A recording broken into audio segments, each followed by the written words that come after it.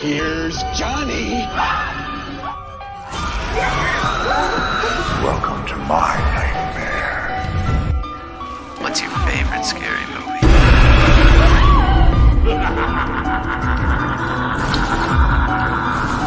Come play with us, Daddy.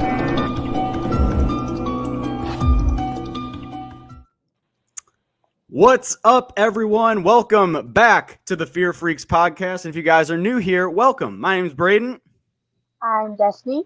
And we are the Fear Freaks. So first of all, I want to apologize. I know that if you guys probably saw the thumbnail leading up to tonight, we were supposed to be talking about Halloween Kills, but guess what? I was lied to. And apparently it doesn't start streaming until tomorrow, even on Amazon. I was told, and even there were some articles saying that you'll be able to stream it digitally on Amazon today. I pre-ordered it for today, and it says actually on Amazon that it will be available on December 13th. Well, guess what?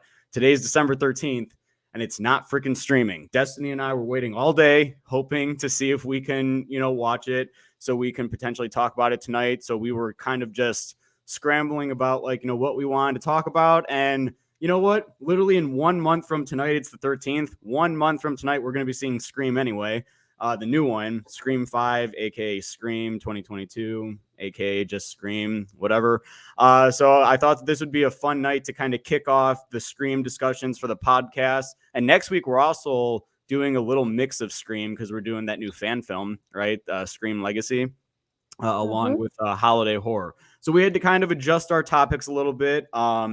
But yeah, we're excited as shit tonight to be talking about Scream because I think Destiny and I both is this actually your second favorite horror franchise? Correct me if I'm wrong, or is this your first? Yeah, it's my second. My first is Halloween, but they can almost be interchanged. I love them both almost the same amount. Agreed. Yeah, I mean, it's we have that conversation all the time. It's literally, it's Halloween, and it's so close. It is freaking Scream. It's right there. And we're gonna get into a lot of different discussions tonight. We're gonna talk a little bit about the film's history. We're gonna get into the film a little bit itself, or a lot of it of itself, because there's so much to like about Scream. From the very beginning to the end of the movie, I just kind of consider it a excellent time when you watch it, especially if you're watching it for the first time. So but let's see here who we got in the chat. We got a solid amount of comments coming in. Chad, I see you, buddy. Nice to see you in here. Good Real, how you doing? Rob Kerr, J Movies and Media. Who else we got? Shaheem of the Dead, what's up? Chris Schneider, how you doing, man? Good to have you here. And that's about all we got right now. If I missed you, I'm sorry. Oh, wait, and Antonis. First of all, are we excited for Scream 5? Destiny, are you excited for Scream 5 or Scream for next month? To say excited would be an understatement. I don't think I've ever been more excited. I thought for Halloween Kills, I was super excited. I think with this, it's going to be completely different. I'm probably going to cry for the right reasons. Yeah, I also think that, with a movie like this, they're going to get it right. So, they're going to knock it out of the park, I think. Big fan of these directors that are coming aboard too. Really enjoyed Ready or Not from what they did in 2019. That was actually the trailer looked good when I saw that trailer, but the movie itself, it just kind of I think I saw it the third week it was out. It wasn't one of those movies where I was just oh, I have to go see it right away. But then it's I saw it and I was just fuck. That was really entertaining. So I'm really excited to see what these directors are going to bring to the Scream franchise, and specifically how they're going to, just based on the trailers alone, it looks like a Scream movie. I get the Scream vibes. It feels like they're just doing everything right. And that's definitely something that I appreciate, especially because this is kind of a big task for two of them to take on. There's only been one man behind all 4 Scream movies, directing at least. And then now it's these 2 directors. So not only is this the first Scream movie to be directed by new directors in general, but it's being directed by 2 directors. So, it's kind of interesting. But yeah, big fan of that. So yes, I'm very excited. Destiny, were you going to say something? I'm sorry. It looked like you were going to say something. No, I'm just listening to you talk. Oh, I guess like Ready or Not, I feel like if they can bring that tone over to Scream, I think it would work really well because I had heard that this movie isn't going to be as comedic or even as like meta as the rest of the franchise. But I feel like if it's like a dark comedy in a way, I feel like that's perfect because that's like what Scream is, maybe slightly funnier though. But if they take what they did in Ready or Not tone wise and move it to Scream, I think it's gonna work out really great. Yeah, no, I mean, I am loving every bit of the marketing that they're doing, and I love now. Like today, did you like see the new thing today? Like, did you see that new poster that was released today? Oh yes, yes, So yes. there's the poster, but they also announced today that they're doing the 12 screams for the holidays. So every single day, something new is getting posted, like leading up to Christmas, like or whatever. So like I don't know like what that is. Like their marketing has been so good. I hope that they just don't start flooding us with TV spots, like because they just posted. I mean, to be fair, they did just post the first official TV spot like on Friday, right? Like there was like that one that we discussed like last week, like in our intro, Hmm. like where we were talking about how like they had like the metallic Ghostface mask, like that might be fake. I'm not sure, but like they posted the first official TV spot that was just like a reorganization of the clips that we saw in the trailer. But I hope that they just don't start like, I get it, they have to market, right? But like Hmm. today, I love the tagline on that poster today. It said the killer's on this poster. And I'm like, dude, I'm loving every bit of it too. And that poster, I want that poster so badly. Like it looks Hmm. so freaking cool. It is Um, a cool ass poster. so yeah, I'll be curious to see how they go about like this 12 screams for the holidays. So each day something scream related is coming. Um so yeah, okay, let's jump right into this. So I really don't know where I want to start. I'll start here. Scream came out in 1996. It is 25 this year, right? This is the 25th anniversary, right? Yeah. I believe like they had that 4K release come out in October. Um, it played again in the movie theater in October. 25th anniversary is literally next Monday, December the 20th. So that's something. Scream turns 25 this year. It's made it 25 years. Destiny, did you say in episode 1, do you remember when you saw Scream for the first time? No, I can't exactly remember how old I was, but I'm guessing somewhere 8 to 10. I want to say was probably my first time. I can't remember exactly which. I would say maybe even earlier than that because I remember seeing 2011 and I was only like 13 maybe. So before that, I'm gonna say maybe like 7. I'll go with 7. 7? Okay. Sure. Yeah, I was probably in, I think, 5th grade when I saw it for the first time. And there's just something about it that I freaking loved. Like, I think as I was getting more into horror, I think my mom's actually the one that recommended Scream to me. Like, my dad was the one that recommended Friday the 13th, Halloween, all that stuff. And she goes, "Oh my God, like, if he's loving this stuff, we got to get him to watch Scream."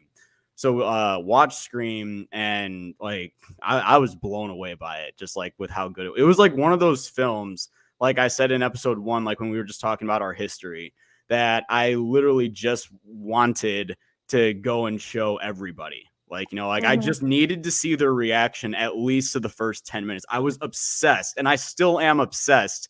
For anybody who hasn't seen it, I just love to see their reaction, like to the first 10 minutes. Like, like I was telling you and everybody in episode 1, like my college friends that had never seen it. And it's like after like the opening, everybody just like turned and like looked at each other and they were just like, I was like, yeah, like Yeah. that, like that's what we're getting into. But they also don't realize that like there's like that murder mystery element behind it because it was like it was tough to get them to sit down and watch a horror movie. Like they're not horror fans or anything. And like they were like, okay, well, what? Like my one buddy's like, okay, well, like what if we did like a mystery movie or something? I'm like, this has mystery in it. I promise you, it does. And he was grateful Hmm. that he had the chance to see it. Speaking of which, when this movie came out, it was the highest grossing horror movie all the way up until Halloween 2018 dethroned it in 2018. But I'm reading a thing right here. It says it actually still remains the highest grossing slasher film in adjusted dollars. So that's good. And then it's also received several awards and nominations, rightfully so, and everything. But yeah, like there's a whole history behind this that, like, Destiny, did you like do much research like before this? Like, did you like take a look at anything that you thought was worthy of getting into? I didn't really research behind the scenes or like the making of. I already know like a couple of things. And then years ago, I had watched um, a documentary on YouTube. It was like an hour and a half long. I think it was like the making of Scream or something like that. So I've seen some stuff, I know some stuff, but I didn't try to refresh myself really. Oh, well, it's okay. Luckily, you've got somebody like me who's obsessed with history. Like, and Exactly. I had to get get ready. I had to get ready. she has to like look at, like, she comes onto the show and she's all made up and she looks great, and I'm sitting here and I've got a freaking hoodie on, a backwards hat. I've got nothing fancy on, so like I don't take that much time to get ready. It takes me all of like 10 seconds to just throw on what I'm gonna wear for the day. So it takes me like 2 hours. that was my next question. Like, how long does it? Okay, so how long does it take you to get ready for a stream, and how long does it take you to get ready for like a convention that you go to? Roughly about the same. So okay, it doesn't take me like the full 2 hours. There's some times where I'm just like digging around like on my phone or whatever. But I like to give myself enough time. Convention days, maybe 2.5, because like I'm really trying to make sure my makeup is good, So I'm about to go meet people and be outside. Being outside, you have to do your makeup, a little bit differently because, well, it was freezing. It was freezing Saturday, which was unfortunate because I was expecting for it to be like 70 degrees, and it was like 50 something. But Still warmer than it was in Chicago this weekend, so But the wind was crazy because I know a lot of people got hit with like tornadoes and stuff, and some people were having like crazy winds. Because I got a couple messages asking if I was like okay, and I was like, yeah, like what do you mean? And then I saw like Tennessee, some places got fucked up from tornadoes. I I was actually like, saw yeah, a we pretty just got a cold front. Yeah, I actually saw a pretty scary TikTok actually of, like, there's a woman who was just filming outside in the middle of the night, she was just taking a video. Like, she posted a backstory on that. So yeah, anybody who's watching that was like around that, I hope that you guys are, safe, and all your family is safe as well. But there was like a woman, and she was just recording it just to send to her parents, just to like show like what the storm is. And you could see in like the blackness of the night, you can see the twister like coming like it doesn't look like it's moving apparently. So there was a storm chaser and I like reading the comments on stuff like that too. There was a storm chaser that actually commented on that, saying if a twister doesn't look like it's actually coming towards you, it actually is coming towards you, which is like, I'm like, whoa. So it was like coming like right in their direction. And it was just like, it was just scary. I can't even imagine like, what that would be like, seeing that. So that's crazy. No, that's yeah. terrifying. Anyway, back to Scream. Sorry for that little side conversation, but whatever. So Scream was actually, Destiny and I did a quiz. She sent me a Scream quiz before this because I challenged her to a Scream quiz to see who actually knows this franchise more, or at least the first movie more. I got 13 out of 14 and she got 14 out of 14. I got the last question wrong. The last question was, what was the original title of Scream?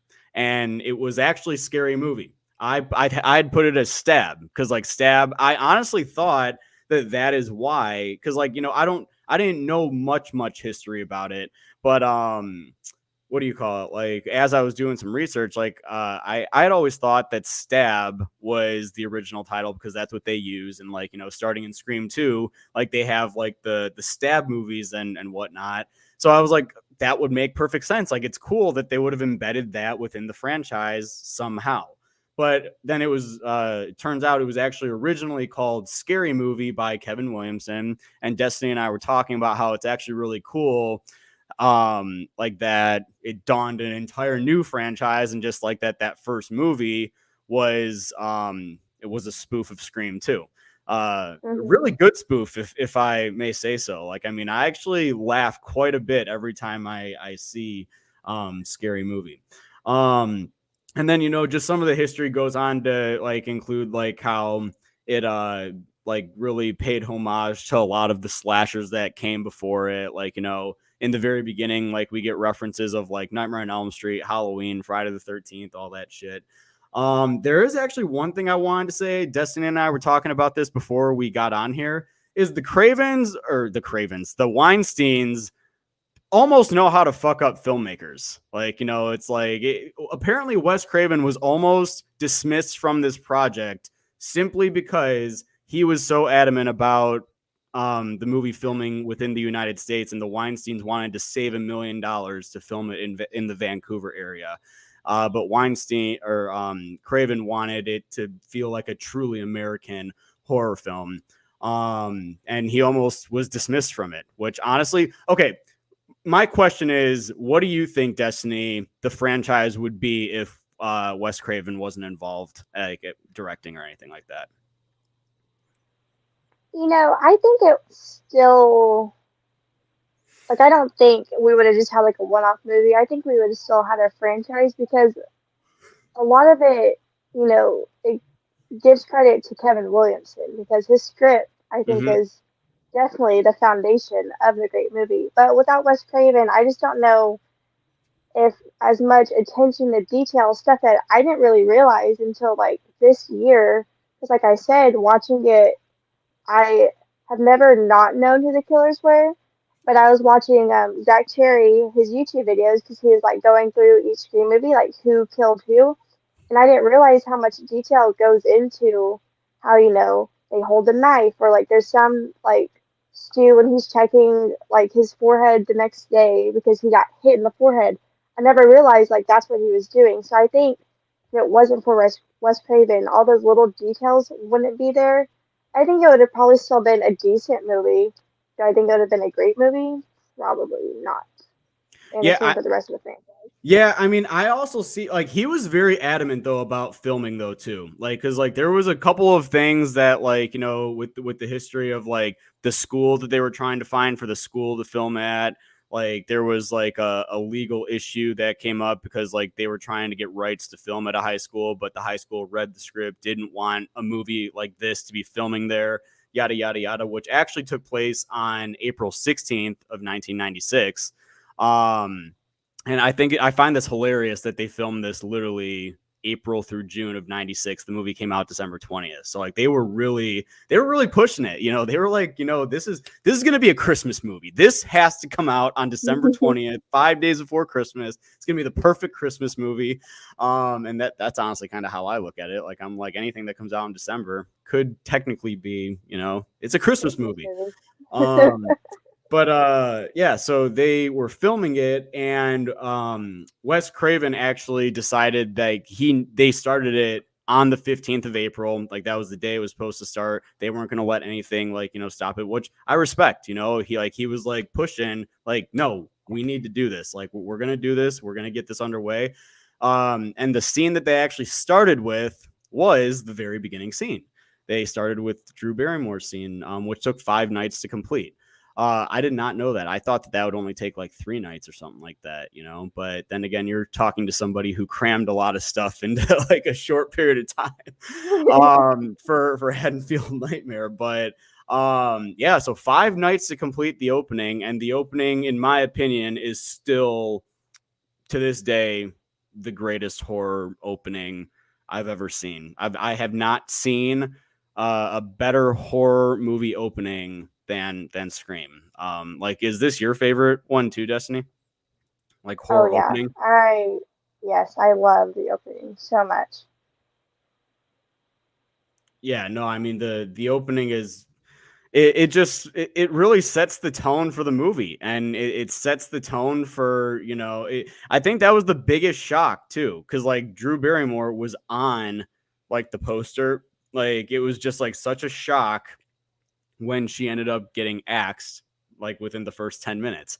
And everybody's just kind of like looking around, like, like, well, what the hell? Like, there was actually a few friends I grew up watching this with. They're like, oh, I love this actress. Like, she's gonna be in it or whatever. I'm like, well, yeah, she's in it Yeah. to a degree.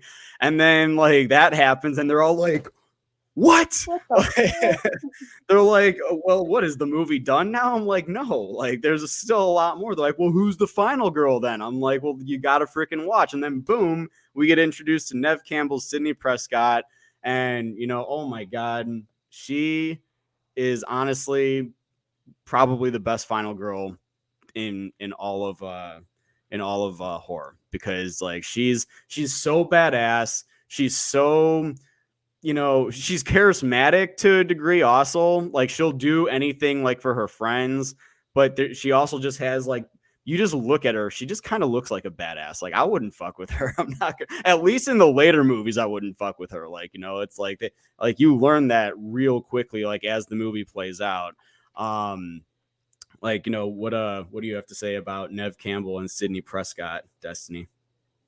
Well, Sydney is my number one final girl. She is my all-time favorite final girl. I love her so much. Because like you were saying, we're introduced to her, and she's badass, yet she's vulnerable. Because she's not like immediately a badass, but she is pretty stern with Billy in that first scene we get with them together. Like, she's saying like, I don't want to have sex, and she kind of sits to that for most of the movie. But as things keep going on, and as the movies progress, and we get into like later sequels, like you said, we learn we don't fuck with Sydney. Especially by, I would say, like I really love her in 3 in particular, especially that final act in 3, because you can tell how fed up she is and how she just doesn't care and how over all this shit. And I love her so much. She's vulnerable, yet she's tough. She's very likable, and I've always like resonated with her because she has a lot of family issues, and she has like a lot of stuff she's constantly learning about her mom, and her mom isn't exactly who she thought she was, and I think that just adds something to the character. She's not like your normal final girl, really.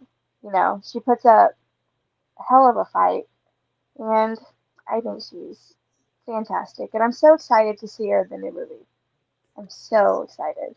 Yeah, no, I mean, me too. It's like it's so nice to see that a lot of like these originals are like coming. It's sad to see like how like old, like, for example, like, David Arquette, like it's so sad to see him now like with like a gray beard and everything like that. Like, it's, but, and I mean, I'm not gonna lie, Courtney Cox and Nev, I mean, even David, like they all look fucking great for their age. Like they look like they're still, able to kick it and like go through those like, long nights of filming. And they did, because it takes a long time to get shit set up and everything. So they all look fantastic still for their ages. And this is the movie that like this was the first movie I ever saw, like, David Arquette. Like this was the first movie I'd ever seen him in.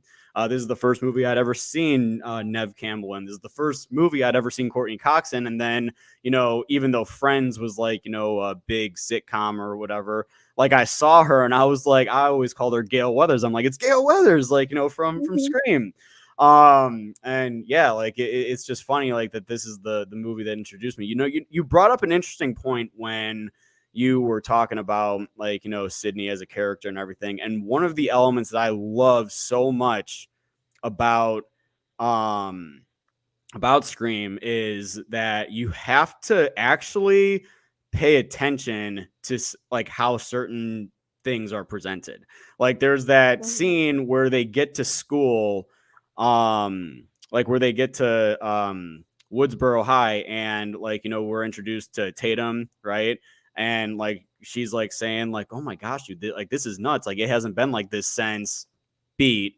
And then you go based off of Sydney's reaction, and she goes, well, it's bad, like, and then that just Yeah. kind of like questions you. You're like, okay, like, are we going to find out more about that? And then, we do, like, it's actually probably about, I'd say, like 35 minutes into the movie, like before, like, we even get that idea of, it's like when Sydney gets home from school, like, and she's like, she turns on the news and boom, there's Cotton Wary and there's that whole thing with Gail Weathers. And then you find out there's tension there because she's writing a book about her mother and everything like that.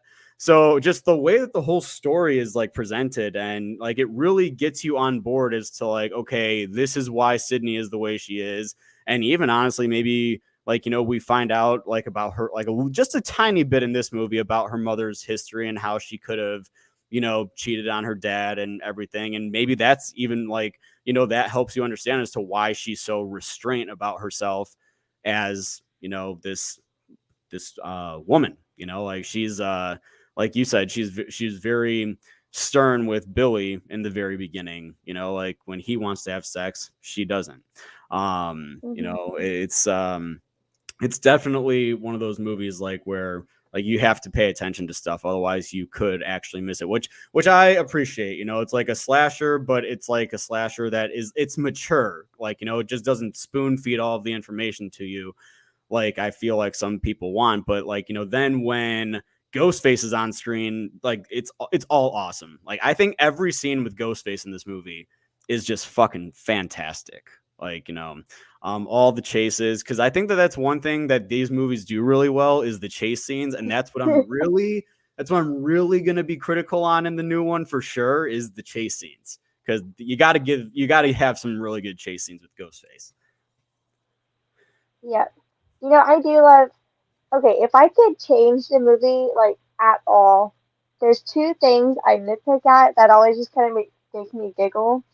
Is the scene when Sydney and Tatum are on the porch talking, and then it, like, zooms in the back, and you see, like, Ghostface run in he's, like, looking around, and then runs in the bushes. I'm like, that's a little cheesy. And then when they're at the store buying all the snacks and stuff, and you see Ghostface in the mirror, I'm just like, come on now. Those are like the only two gripes I have, but it's my all-time favorite movie. They just make me laugh. I'm like, those aren't needed. Like you could have just not.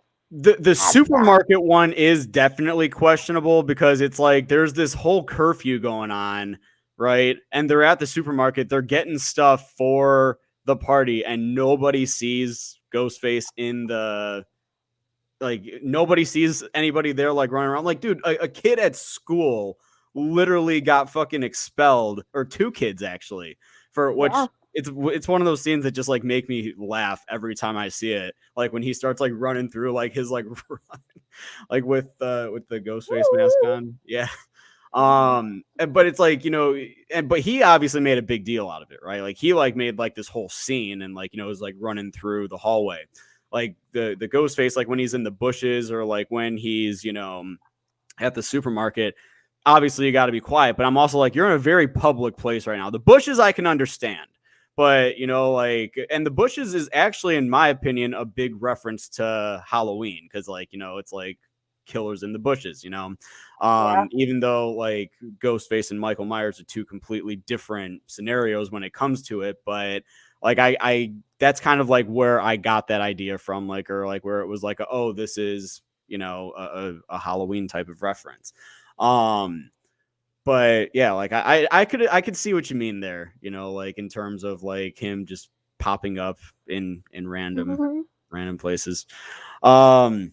Let's catch up here with our comments real quick. We're seeing quite a few of them come through. Good Real Hunting says Wes Craven equals the GOAT, greatest of all time. I should do a poll. If should I do a Wes Craven versus John Carpenter? Who's the GOAT? Who's got it? What do you call it? That honestly could be an entire stream discussion itself, but they're both so good, like in terms of whatever. Yeah. Even The Exorcist, that's a December 26th release. Can that be considered a Christmas movie?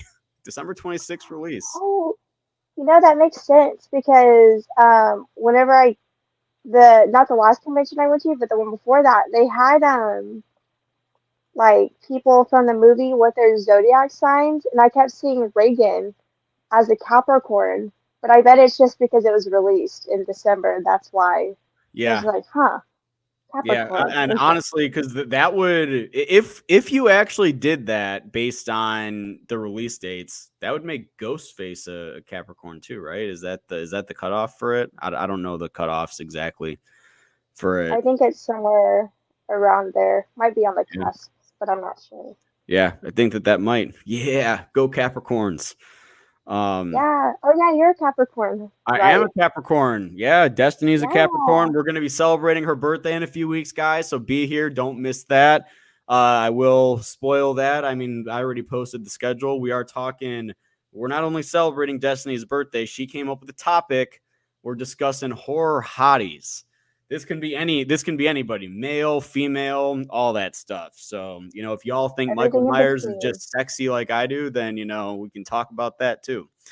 Um, but yeah, so let's continue this thing. Sydney is my number one, but damn, Aaron from Your Next is a very, very close second. I honestly have never seen Your Next. There's gonna be a couple that I will admit to that I've never seen during some of these streams. Destiny's sitting here, she's like, I wonder if I should just quit this like right now. You should watch it because it's pretty great. I had watched it years ago when it was on Netflix, just like we were just trying to find something to watch. I put it on, I was like, oh my God, towards the end. I feel like it's not like underappreciated because I do feel like it's talked about a fair amount, and it mainly because Aaron is a badass. You'll find out once you watch it. But I feel like I don't think it was like distributed very wide. I think it was just kind of like there, put on Netflix, taken off. So it hasn't gotten I guess, the praise it maybe truly deserves. But I think you would like it because it's kind of, usually when people talk about Ready or Not, they also mention Your Next in the same conversation because it's very much that same tone. Ty West, he's the one that directed it, I believe it was him, which he's pretty great. Have you seen The House of the Devil? I don't think so, no. It's not a funny movie, but it's very good. It is on Shudder. I How recommend it to I everyone. do have It's to pretty renew good. my Shutter thing. Like my old credit card expired in October, and there are some things that I hadn't updated, so I either lost subscriptions or whatever. I do have to go on and yeah, Shutter. I mean, you can't beat it. It's $5 a month for like all these different horror movies that are on it. Like it's crazy. Like that's honestly why I got it the first time, and I think because no, I rented Haunt like I rented Haunt from Family Video like during like the final like weeks that it was open. I was like, shit, I wonder if like, they went out of business. I wonder if I would have just kept it, if I could have just kept it, like, like final weeks. So Metalhead says he's hoping that I'm guessing that this pertains to Scream, the new one, because January is known for being a dump month for bad movies. And I understand that, man. I understand a lot of people's complaints about, it coming out in January. As soon as they announced that, I was just like, this is literally just this is just going to be Paramount's way of just saying, well, here's our movie that we've been working on. But no, I'm not going to lie. I do think this is going to change the game. Like based on the trailers and everything that I've seen, I have nothing bad to say right now about it. And honestly, maybe I won't have anything bad to say, period. I'm sure that there'll be some little gripes here and there, but I truly don't think that it's going to be bad. And I'm seeing as I scroll down in this in this comment section, it looks like people are really hating on me for not seeing Your Next. Wow. Like let's see here. Good Real says, "What friendship over?" It's one of his favorite movies. Shaheem says, "Braden's been canceled." Cancel me, So scary. people. Yeah. Like I'm canceled at the end of. I was wondering how long it was going to take for me to be canceled. Looks like end of 2021 it is. So that's it. I'm sorry. And then Team Malutin says that they're excited to see Dewey versus Ghostface. Same. I'm excited to see a lot of stuff that, I'm excited to see a lot of the callbacks too, like to probably everything. Like I'm guessing there's going to be Easter eggs and callbacks to every Scream movie. But I mean specifically like the finale of the first movie. Like, we're Yeah. not going to talk about the finale yet because, like, let's talk a little bit more about the characters. Let's talk about our supporting characters in Scream. We've got Billy Loomis. We've got Stu Mauer, right? I think it's Stu Mauer. I got that. Mocker? Mocker, whatever. We've got Mocker. Tatum Riley. We've got Dewey Riley. We've got Randy Meeks, who, by the way, is honestly still he's still my second favorite character in Scream, right next to Sydney. Love Randy, man. Like, mostly because I feel like he was like me in high school. Like, I would always be the movie talker. And I actually worked at a movie theater in high school, and he worked at a video store. So it's like, I never realized when I was in 5th grade how much I was going to be able to connect to him, like, later on, like, through the school, like, as I went through the school system. And I just find it hilarious that, he's kind of like that one that's there to kind of like talk about all the tropes that you see in horror movies, like specifically that scene when he's at the video store and it's that whole confrontation, like with Stu, and then Billy comes in. Like, I love that whole scene to death. Really, it's something like it. It's Yeah. so good. What's Leatherface doing here? He's just going on, and it's funny because he was right.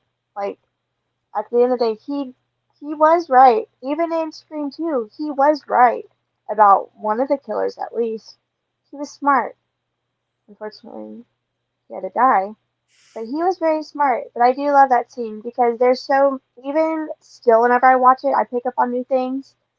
And, like, for example, I grew up watching the Prom Night remake, and I loved it. And at this time, I didn't know it was a remake until a couple of years ago. And then I was rewatching Scream, and I was like, oh my god, they literally say Prom Night in this movie. Like, how did I not know? At this point, I've seen Scream a dozen times at least. And I was like, how did I not fucking realize Prom Night was a remake because they mentioned Prom Night in the original Scream? I don't know. Yeah, no, I mean, they actually, like, if you go back, they actually have, like, there's a lot of decent references that you might have missed. Like, they definitely do reference Prom Night. And I mean, even in that, the video store scene alone too, like, you like see the slasher section, and I'm like sitting there like trying to like look at all the different slashers that, they have.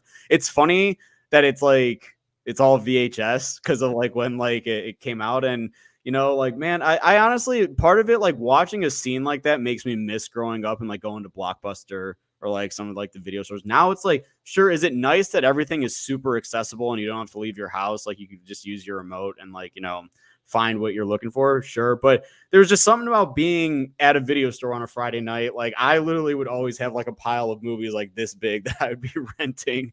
And then I'd like grab like the popcorn and the candy. And like, I would just like walk up and just like put a stack of everything down.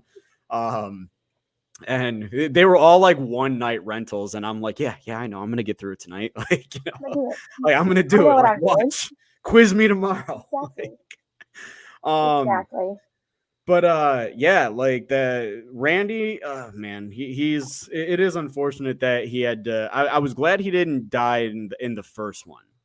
But yeah, that was actually one of the quiz questions, was who was the only one that foresaw or saw Billy and Stu being the killers. And it was Randy, because like, he was outside when he caught Stu.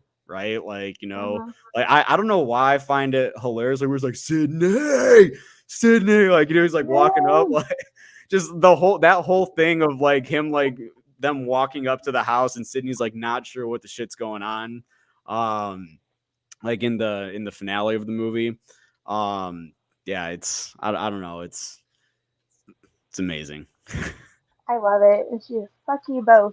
You're smart. Even though, like, yeah, Randy isn't one of the killers, she doesn't fucking know.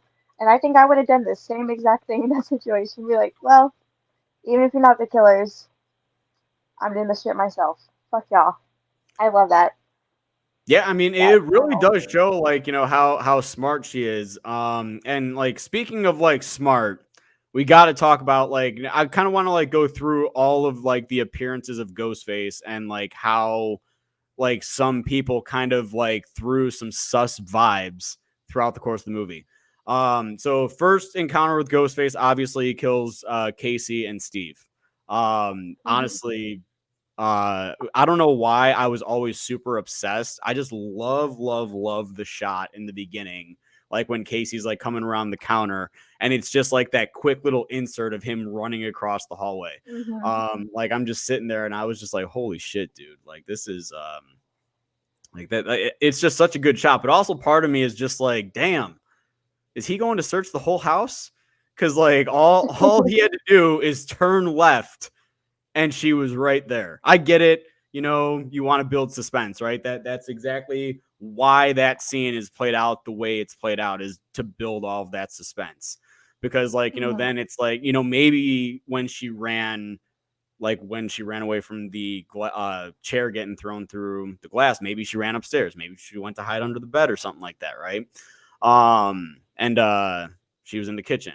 But then it's like, as like the scene progresses, like, you know, she goes outside, she sees her parents coming home, and then all of a sudden, boom, like it's not quite ready yet, right? So like then you see him like making his way into the kitchen, and she keeps like looking, and then she looks back and then looks again. And then that like fourth time that she looks, boom, he's like right there. And again, like then that whole sequence of like how it plays out, it's incredible. You know, like that's the introduction to Ghostface, and you're just like, part of you is just like, you don't know who it is, and you're like, god damn, like this guy is brutal, man. Like that first kill, he does some work. He does some damage. Like, you know, not only does he freaking gut her to death, but he freaking hangs her on the tree. Like, that's wild. And honestly, I'm really hoping that we go back to those sort of roots, like with this upcoming Ghostface. Like, I want to see, like, you know, him go freaking crazy on a few people. Cause I feel like some of the later movies, it was just like a thud. Like, you can get away with that with like Michael Myers, right? Because like that's like the foundation of Halloween. But they freaking gave Scream like a banger opening. And I want to see Ghostface like be more brutal like that, or whoever it is, right? Whoever's underneath that mask. Yeah, because the opening is definitely, I would say, the opening too, because even Steve, he gets a pretty, like, you don't get to see it that much, but you can tell, like, he has some intestines going on. He's super fucking bloody. And then, of course, Casey's, that scared the shit out of me. Just seeing her hanging there, and when it does like that fast zoom in on her, that scared me. But the rest of the movie, I feel like it doesn't keep up that brutality. The only thing that even comes close to it, in my opinion, in the whole franchise would be Olivia's kill in Scream 4. The friend, where she gets completely gutted, her freaking intestines are everywhere, her bedroom's like covered in blood. I feel like that's the only one that sort of resembles that brutality of Ghostface from those first two kills. So I hope this one is very brutal, and I think it's going to be, just by little things we've seen. I think this one will definitely be, because it's supposed to be more serious, and so I think it's going to step up the gore, which I'm super excited for. Like you said, I want it to be gross gore. I want to see some intestines. I want to see people being gutted, because that's Ghostface from the original. Like, I want to see dark shit, like with every kill. You know, I want every kill to be like, oh my god. It doesn't have to be something like Halloween kills. Those kills are different. They're so brutal, but in a different way. I want to see like insides on the outside in this movie. Yeah, like I mean, very much like what I mean, I'm about positive it was Stu in the beginning, or not Stu. It was Billy in the beginning. Like when he says Well, like to see what your insides look like. yeah. So apparently, what it is all the phone calls are Billy because he wants to be in control of the whole situation. But I think it's obvious it's both of them there. I fucking forget about that Zach Cherry video because like everything he said, I was like, that makes fucking sense. They're both there because they both have to be there in order to like orchestrate the whole thing. Mm-hmm. But I think it was, oh shit, I'm trying to remember. I think it's Stu that might have killed her because I think Stu is the one that when he goes to kill, he lifts his hands up with both, you know, and Yeah, holds it and like this. But I think it might have been Stu. Someone Yeah, that but actually like killed. we don't see him do that though until he's with Sydney, because like the first kill he just does like then Mhm. the first knife goes up and then goes down, and then you just see the knife continuously going up and down, and you know you Mhm. just like hear like Casey, like you know like and yeah, Right. when he goes after Sydney, which is the second time we see Ghostface in the movie, that's when you know he does like he like headbutts her, and then he brings the knife up over his head. And I find that whole scene a bit like, you know, there's that intensity of it, right? Because like when she's getting ready to hang up, he says if she hangs up that she'll die just like her mother, and I was just like, Like her mother. yeah, I was like, oh. And can we just Bitch. like the music of every bit of this movie is outstanding. The score of Scream is fucking fantastic. Like, you know, uh there's one thing that I love about horror movies, and it's the music. And Scream definitely has a great soundtrack to it. Mhm. And that the scene like with Sydney when Ghostface pops out of the closet, I find it also like there's a lot of satire in Scream also, which is something that you can appreciate, but it's like the dark comedy, like you say, right? So like Mhm. Sydney's on the phone and she's like, you know, she runs up the stairs when she should be running out the front door, and then literally the front door is locked because she locks it and She she has to can't. run up the Mhm. stairs. Satirical moment, right? Like she's doing exactly what she said not to do, right? Yeah. So, which leads into further into the mystery, right? Because Billy shows up, and like that's like the first hint as to he can be involved with this. And then, of course, the phone falls out. And when you saw Scream for the first time, who did you think was going to be the killer? I couldn't tell you because I don't remember. But what I do like is, yeah, like we know at this point Billy's obviously the killer. We've seen the movie. But what I like about it is like it's like they make it obvious on person just to throw in like, oh no, it couldn't have been him, his phone records were clean. But I really like that it right off the bat basically like, oh, this guy's definitely a killer. There's no way it's not him.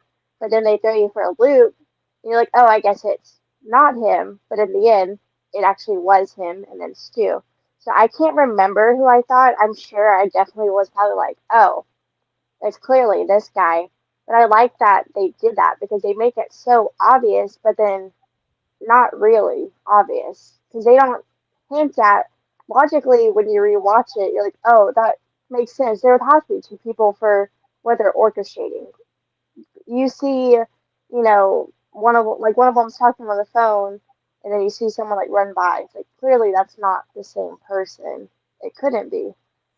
But I think, first watch, that shit you're probably not going to be picking up on. You're just like watching the movie.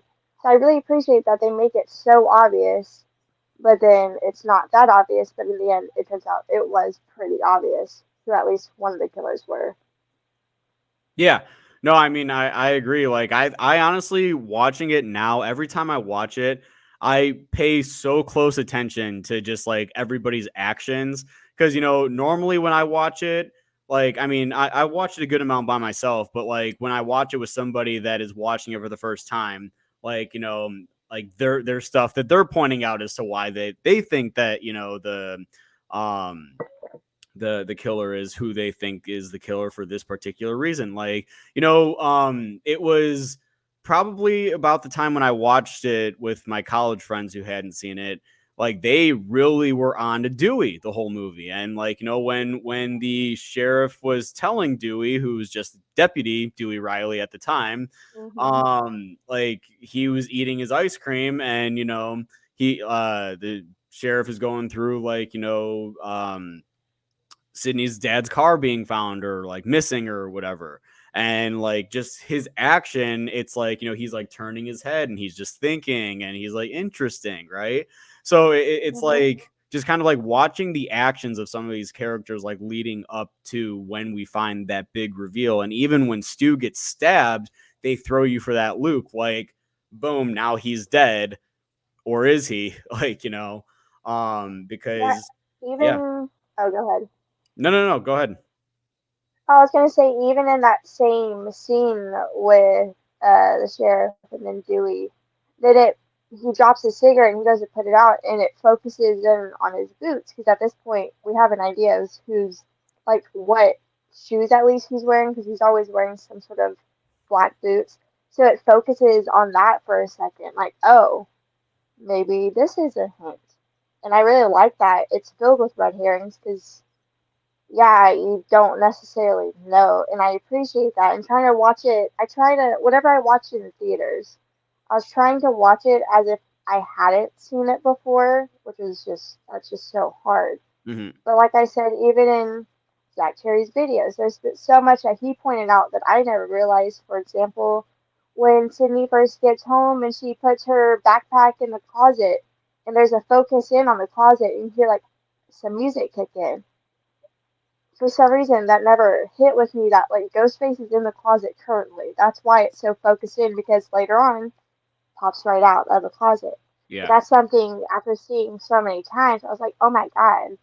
And I feel like this movie, I still find out new stuff about it with every like watch. It's like, oh, I never picked up on that. And that's why I think it is so smart. I know there are some people that don't like it. There's some people that fucking bash it all the time. You don't have I get it if you don't like movies, but I don't know. I think, yeah, it didn't create, meta horror movies. It wasn't the first to do that. I mean, Wes Craven's New Nightmare was right before this, and that, is definitely a good foundation. But there's stuff before that. 80s horror movies, there's so many of them, calling back to other horror movies. Even in the original Halloween, they're watching the first thing from another world. So it's like, this is not the first movie that we've seen it, but it really took that and it ran with it. And then it reinvented the slasher genre. Some people say, no, it did not, but I think it did. I mean, I think it Personally. did. I mean, 100%. I mean, it was new, it was fresh, it was, it kind of took almost every element that you would want in a slasher movie and kind of like threw all of it into like one movie. Like, like you got the slasher side of it, you've got the, satire towards other horror movie side of it, you've got the mystery side of it. Like, and I know that had to have been, at least when it came out, it had to have been a burning question of if we were going to find out who it was. So, and at the end, let's talk about the finale, because the fucking finale of this movie, it's a 40-minute long finale. So, that means like the movie is about an hour and 40 minutes. So, it's like the first hour is everything that we see leading up to boom, there's that party. So everything at the party is 40 minutes long. And which is a pretty lengthy finale. Like, like some finales you see are between like, 15, 20 minutes. So like that's like an additional 20 minutes. And then, like you see Ghostface taking out like Tatum's death. One of the best deaths in the entire movies, like, in the entire movie. Like, were you sad when she died? Like, I saw your. I love Tatum. Growing up, I always wish, because I grew up very shy, and I never really like stood up for myself. But like growing up, I was like, damn, I want to be like Tatum so bad because she's just so feisty. She's spunky. She doesn't care. She'll say whatever. Like I always wanted to be like her. So yeah, whenever she goes out, it still makes me sad. I'm like, damn. I love Tatum. I would have loved to see her in another movie at least. Yeah, I mean, I think that she put up a pretty decent fight. She like freaking tossed beer at him, like, like multiple ones. Like I think she threw like 2 or 3 of them like at him. It was 2 because I 2? took another quiz and it was 2. Yep. Oh, 2. Okay, so hit him 2. with 2 That's beer what it says. bottles. And even like that whole scene, like, that they have like right before like that whole thing plays out. Like the whole thing, like when she goes like, oh no, Mr. Ghostface, I want to be in the sequel. Like, like Yeah, don't kill. I love that line. Please don't Like, kill me, Mr. Ghostface. I want to be a sequel. I was like, what is this? I spit on your garage. The whole confrontation is just so great. yeah, like I will say I'm not sure. I mean, like I know earlier we were talking about like realistic, like, the realistic moments of like Ghostface like running through the bushes and like running through like especially the supermarket. I could see the ridiculousness of it. But like, I don't know if a garage would be able to hold like an actual person, like as it's like going up. I don't think so. I don't think it I think would. they would definitely So broke. I feel like that it would just like kind of like, cool kill. Don't get me wrong. Nonetheless, very cool, very creative, and everything like that. So I don't want anybody, either watching now or listening in the future, just being like, oh, like, they're just going to start docking all of this. No, it's a cool, creative kill. Realistic? No, right? But it's definitely cool and adds like to like that shock moment, and again, like this movie is very, very good at building suspense in the way that it's directed. And it's like, like she's like looking down, she's like looking up, and she's like trying to scramble to try and get out. And then, her head gets crushed, and it's gross. It's like, it's one of those. And I love how the door opens easily for him when he's done. Like it just like opens, he just like literally just slides back in. I love the motion of that. Like he doesn't step in, he just like slides like right back in. Like nothing to see here, anybody. Like so. Nothing. Also, I know some people give Tatum shit for going through the garage or like the little like doggy door. Yeah, I don't think the garage itself would have held her. I think it would have broke down. But people give her shit like, how would you expect to fit in that? But apparently, she could fit right through it, and they actually had to like harness her because she would slip out of it. Like it wasn't hard for her to like move in and out. So, for anyone who says she couldn't fit, she could. She actually did. They had to really strap her on because she could just like it was nothing. So, boom. Well, I mean, for the way that it's shot, it actually looks pretty thin. Like I'm like sitting there, I'm like, interesting. So, yeah, like so that was the first kill at the party scene. And then, like Sydney's there, she's getting ready to leave, and then Billy shows up. So Billy's definitely the one that killed Tatum. For sure. Yes. Because Stu was inside, he was hosting, and then, Billy comes like running out of nowhere, and, then they go upstairs, Sydney and Billy talk. They have sex for the first time. Sydney breaks the number one rule. And I love how like that whole scene is like, playing out as Randy's going through the rules. Like, it's absolutely awesome. Like I love when I want to get a shirt so badly that like has like, the rules on it, and then like have the Scream logo on it. I think that'd be an awesome shirt to have. I'm sure there's one that exists too. Like, I'm sure. Just gotta find it. Because even after Billy kills Tatum, when Billy shows up at the door, he gives Stu like a little, like a nod, like a look, saying like, yeah, the work is done, like she's dead. And so that's like another like little thing. I really like watching their interactions, their just facial expressions to each other, because that right there, it just shows a lot. And that's like what I mean by like those little details. It's just like there's so much of that, just little stuff that goes into the movie that once you keep watching it, like, oh, it's right there. Like it's not one of those like cheap moves to where they like something that like really fakes you out to surprise you. It's not something that's like out of left field, like it's all there, but it just takes more rewatches to realize like, oh, they're telling you right now that they are the killers. The whole time I feel like they're telling you that they're the killers. It's just done with such detail that you don't know. Well, I think both of them too, like they both have different personalities. Like, like Stu is definitely more of like the outgoing one, if you will, of the two. Billy is more of like the laid back, just like, doesn't really say much. Even the interactions, like when they're all sitting at like by the fountain, like having lunch, like earlier in the movie, like you could just like see like all of the different personalities of the characters, right? Like, Billy, he's not saying anything. He doesn't say anything really until Randy starts kind of like going on and on about who the killer can be, and whatever. And then like, Stu, he's the comic relief, right? Like he's like just sitting there talking. Sydney, obviously, she's got the final girl vibe. She's just like, shy and not saying really anything. And then Tatum, cheerleader vibes, 100%. You know, like Definitely. like she's like Definitely. that cool. So all of them have different personalities, and that's what makes all of their characters like, you know, just so unique to themselves. And then like, yeah, you're right, like going back and, you know, like that's definitely one thing I'm gonna do, like as I watch all of these movies now leading up to, you know, the new one. Definitely gonna pay attention to some of their exchanges, like, you know, as like the movie plays out, because yeah, there are elements of it like where you're like, yeah, the work is done and like this is it. So This is it.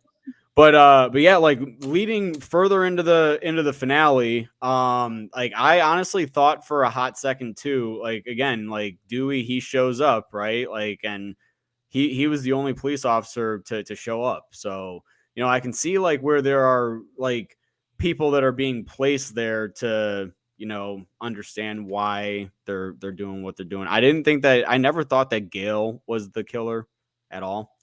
Never got Mm-mm. the hint from that. Um and which it makes me curious what their relationship is going to be in the new one, because like I think they're divorced based on the trailer alone. I know that they were having issues and everything in Scream 4. But I love their relationship so much, like in all of the movies. Like, you know, I think that that was definitely a strong foundation for a power couple.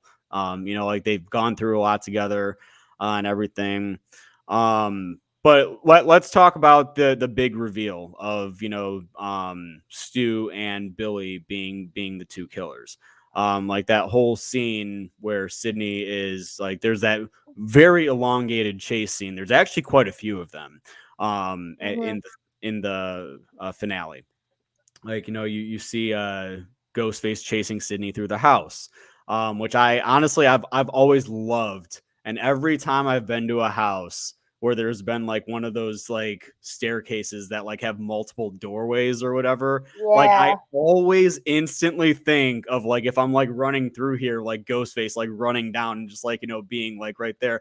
And just even though like the one thing about Ghostface I fucking love is you can just tell what he's thinking when he has no expression on his face other than that jaw drop, right? Like it's like when he like runs down, or like when he's chasing Sydney and like Sydney like gets to that stair, like to the stairwell, and he like runs down and like meets her like right down there. He's like, yeah, bitch, like, you know, like I've like I've got my ways, and then continues on. So I just love like his expressions and everything. So the chase scene is definitely really good. There's quite a few of them with Sydney in the third act. Um, and then the reveal of it being I didn't know that there was going to be two, honestly. The first time I ever saw it, I thought it was only going to be Mhm. one, and I thought it was Billy. And then when Stu ended up in the house, I was like, oh, good Lord. I was like, the way he's looking right now, I don't He's know. so I'm like, shit. major sus. And then when he was like, surprise, Sydney, Surprise. like, you know, boom. And yeah, that whole scene is just insane. Like when like they start like stabbing each other, when they start, you know, like just showing her like what it's like, I was just like, what? What the fuck? It's That's like, yo, crazy. who's impressed by this right now? Like that's what I want to know. Like, because it's not Sydney. Seriously. It's like they No. We have like a one-man audience and she's just and she's just sitting there, walking it. and yeah, and then that's when Stu says, like, you don't blame the movies. Movies don't Yeah. give whatever. Movies make psychos more creative. Um, yeah, I love the whole finale. Scream, man, it's just one of those movies, guys, that like, you know, you can just watch over and over and over again and have fun. And again, my favorite way to watch it is with people who haven't seen it before. It makes me wonder. I don't think Abby has seen Scream. She's not like big into horror. So I might be introducing her to Scream. I'll have to ask her. Um, but yeah, like I what you gonna say something? I don't know, I'm just listening to you talk. Oh, sorry. If I'm rambling too much, you could just tell me to shut up and be like, Braden, I want to say I'm something. just listening. Yeah, like I think that I don't know if she has. I'm gonna actually ask her that tonight. Like, because she's not too big into horror. She lives by herself, so she's like terrified that somebody's gonna be like watching her. I'm like, yo, I'm in the same boat. Like, I mean, That's it. Like horror movies don't scare me in that sense. It's more whenever I watch like true crime stuff. That's when I'm like, that's when I get paranoid. Watching horror movies, I'm completely fine. Watching true crime stuff, sometimes. Usually, I'm actually watching paranormal investigation shows. That's what gets me. That's what gets me scared. yeah, I I'm if not I gonna watch lie. those at night, After, oh, go ahead. Sorry. no, if I watch those at night, like I'm creeped out. I can't walk through the house alone. Like I get too scared. I'm not gonna lie. After you introduced me to God, what's that show? The BuzzFeed Unsolved, BuzzFeed Unsolved. I Supernatural. watched a few of those. I watched one episode, and I meant to text you that like the next morning about it too. Like I'm like watching like season 1 right now of it, and fucking like I was like laying in bed, big mistake with all the lights off, watching the shit. Yeah, is it funny? Because is it funny because like yeah, their commentary definitely like helps out like with it not being too creepy. But also, I get TikToks. Like, I'll be laying in bed scrolling through TikTok, and in the middle of the night, Oh, fucking literally, it's like all day my TikToks are like, lighthearted and like funny. And like, I send you a couple, and like, that's like on the funny side. Then fucking all of a sudden, starting at 8 o'clock, as soon as it gets dark, boom, it's all like creepy I'll be second scrolling through TikTok. and I'll see some funny stuff, and then I'll see some stuff that just literally scares the like bejesus out of me. Like I saw one Yeah. the other day. I might send this one to you, like because I actually meant to I think send it to you, but it's like a guy walking through the hallway, and it says you always had that childhood fear of getting chased up the steps by somebody you can't see, and this guy actually does. Like it's like you hear like something, like it sounds like a head hitting against a door, and then like he goes hello, and then it Uh, stops, and like the bottom of the stairwell is like black, and all of a sudden you just hear footsteps running up the steps where you can't see anything though. And I was just like, yo, my eyes water. I was like, yeah, My eyes are watering. yeah. I was Oh like, my god. yo, I'm like, no fucking way. Like, and the guy was like, nope. And he just took off. But this Nope. thing is like behind him. Like, and then the video just ends. Like, I was like, dude, I'm like, That's so no, scary. he actually got chased up the stairs. Like, Or that's like that horrifying. one I sent you about like the girl, and there's like people like ringing her door and like knocking on her door. I was like, dude, I swear to God, I just heard a door knock. I was freaking the fuck out. I was like, Yeah, this ain't like happening to the me. the other freaking, or sometime last week. Like I'm like positive. Like I was like laying in bed after one of those fucking episodes, and all my lights are out. I'm like laying there. I'm trying to get comfy. I finally get comfy. I don't know if it was just my brain playing a trick on me, but I could have sworn I heard somebody whisper Braden, and I was just like, all right, yo, who the fuck just said that? I'm like, because try to catch these hands, yo. I'll fuck up a paranormal spirit. Like, let's go. Seriously. Or like, I think I told you about that one night about how someone was knocking on the door, and I was in bed with my boyfriend and my dog at the time, and it was like one of those things where when you're like half asleep and you don't know what you heard was like in your sleep or real. It's like I jolted up and my dog was like up too. We both like looked at each other and then I hear another knock. It was 3 a.m. I woke up my boyfriend because I was freaking the fuck out. No one called, no one texted, no one knows who that was. Someone was knocking on our door at 3 a.m. I watched the fucking strangers. I was literally like, we're not answering the door. Like, no, this is not fucking happening tonight. I was so scared to even go to bed. Like they could still break in even if the doors are locked. Like it's not that hard. It's like they could still fucking get in here. Yep. It I mean, no was matter what, like, I mean, as horror movie lovers, I think no matter what, I think that we can always prepare for how something is going to go, like what to do, what not to do, and whatever. But I mean, some situations you get into and you just don't know. Like, I also love, like, there's like one thing, like, where, like, even like with Kevin Hart, and like, honestly, Scream is a perfect example of this. Like, Kevin Hart's doing a stand-up special, and he's like talking about like his experience after he watched The Conjuring for the first time, and how his daughter like scared the shit out of him in the middle of the night. And like, he literally like went into the hallway and like turned on all the lights, and he's like, I don't you just love how people think like that? Like, how turning on the lights is just gonna stop a murderer just from committing this act. Like, it's not going to stop it. No matter what, all the lights can be on and it'll still be going through. Scream is a perfect example of that. He does it in the dark, in the light, whatever. Michael Myers is definitely more of in the shadows, do it in the dark type of guy.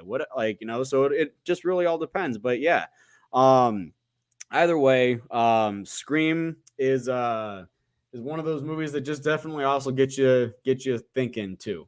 I actually need to pull up like what my rating system is. I haven't rated anything in so long that I'm gonna pull this up. So how, out of all of these, how would you rate Scream, Destiny? This is like the rating system that I do. Is it a kill me now? Is it so bad that it's like, is it an ultimate nightmare? Is it a fucking waste of time? Is it a bloodsucker, which is like a slow movie or whatever? Is it an avid Halloween partier, which is like a B movie, or is it pumpkin smashing? Pumpkin smashing.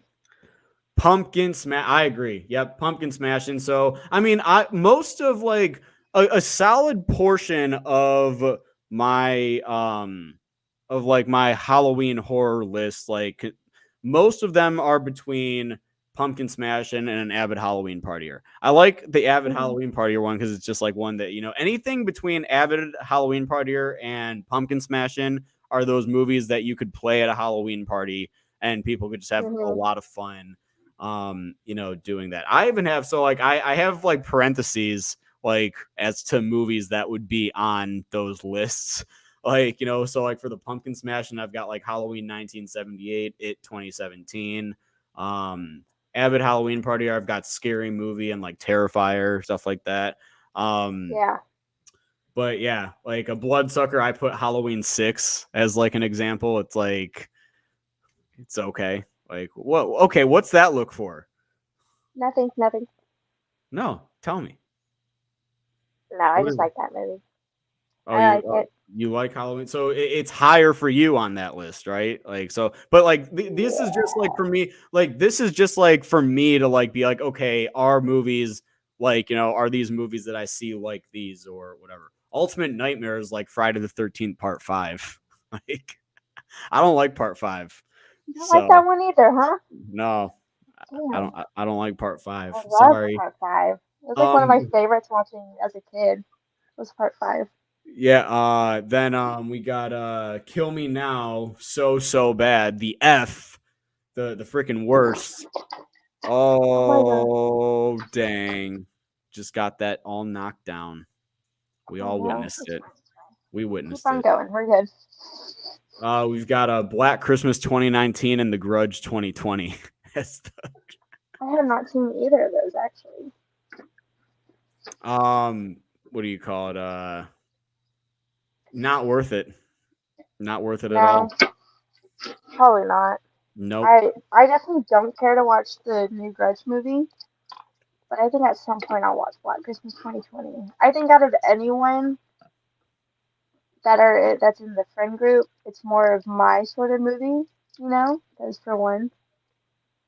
I think I'll probably like it more than most people. But from everything I've heard, Black Christmas 2019?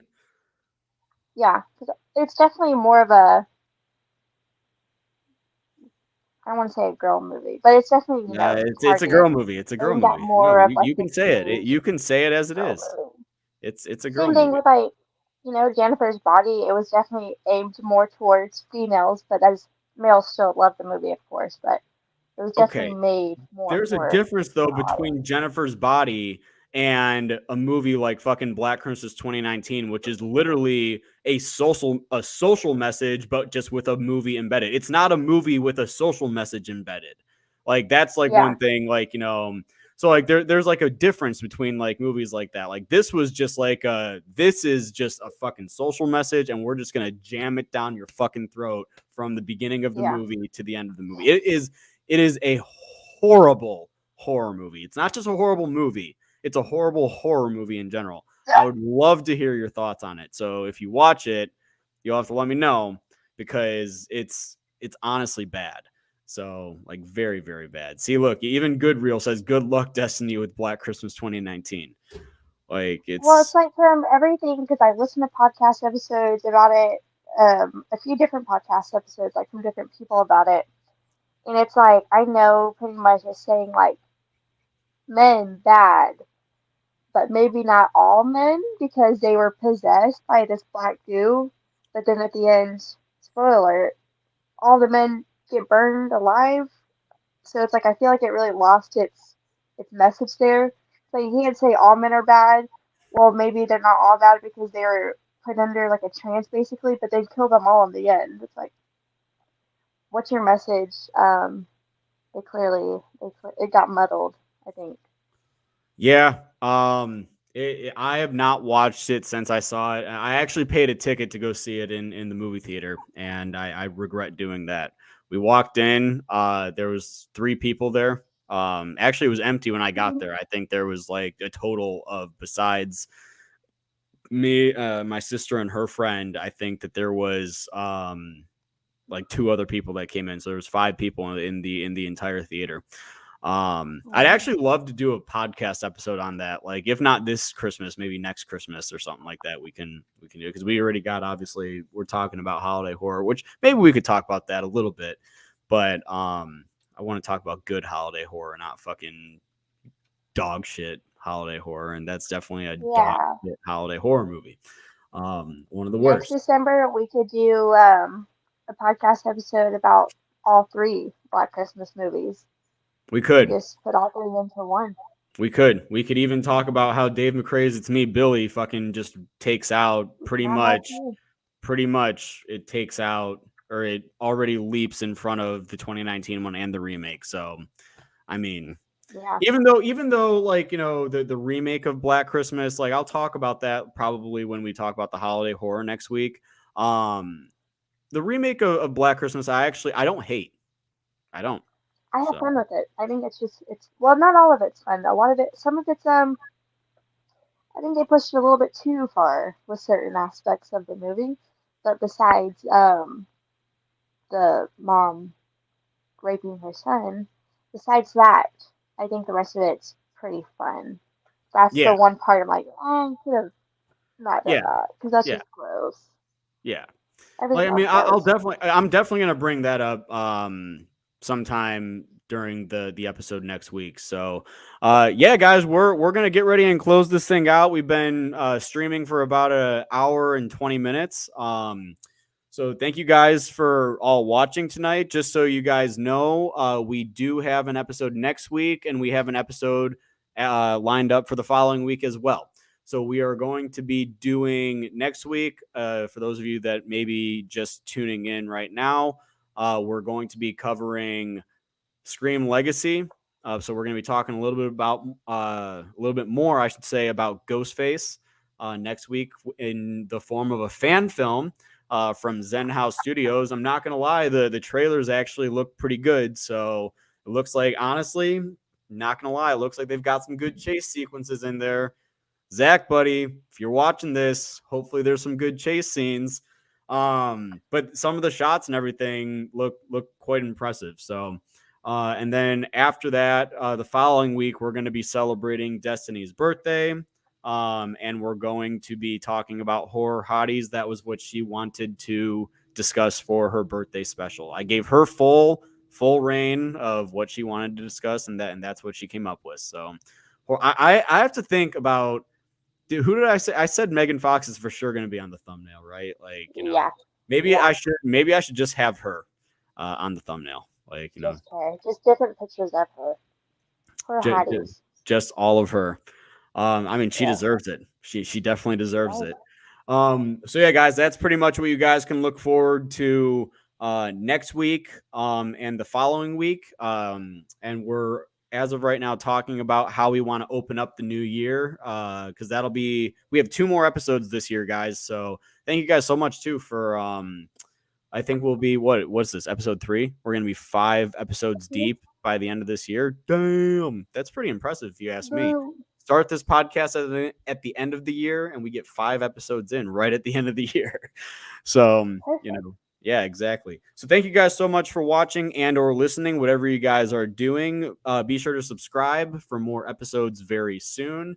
And if you guys like this, make sure you guys join this channel on its journey to 10,000 subscribers. And we will see you guys next week on Fear Freaks. Have a great week, guys. And yeah, bye. Goodbye.